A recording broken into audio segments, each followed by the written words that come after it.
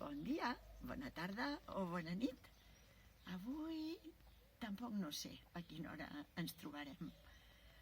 Avui us he triat un conte molt petit, molt curtet. Mireu, es troba dins d'aquest llibre que es diu Històries de ratones o històries de ratolins, i està escrit i dibuixat per l'Arnold Lobel, que és un gran escriptor i il·lustrador de llibres per totes les edats.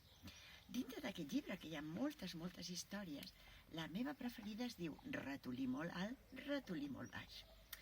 Vet aquí que hi havia una vegada un ratolí molt alt i un ratolí molt baix que eren molt amics.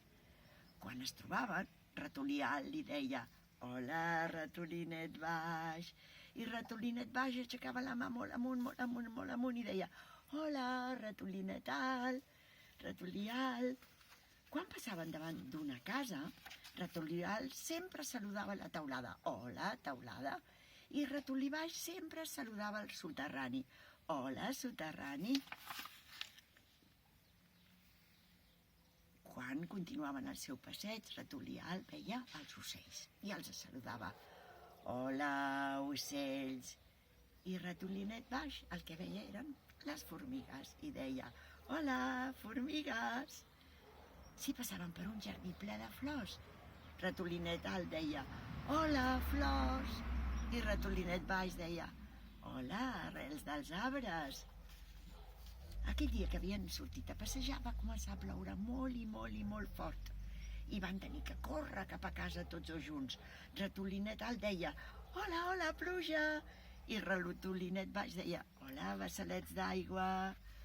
Ratolinet alt van entrar dins de casa i quan van entrar va dir «Hola, sostre». I ja us podeu imaginar què va dir ratolinet baix. Va dir «Hola, terra». Quan va passar la tormenta, ratolí alt va agafar en braços a ratolinet baix i el va apropar a la finestra i es van quedar allà tots dos junts mirant. Tot d'una va sortir el sol i ja sabeu què passa quan surt el sol, després o mentre plou. I en aquell moment tots els ratolins van dir alhora «Hola, arc de Sant Martí». I conte contat, aquest conte s'ha acabat i aquí us deixo amb molts petons. Fins demà.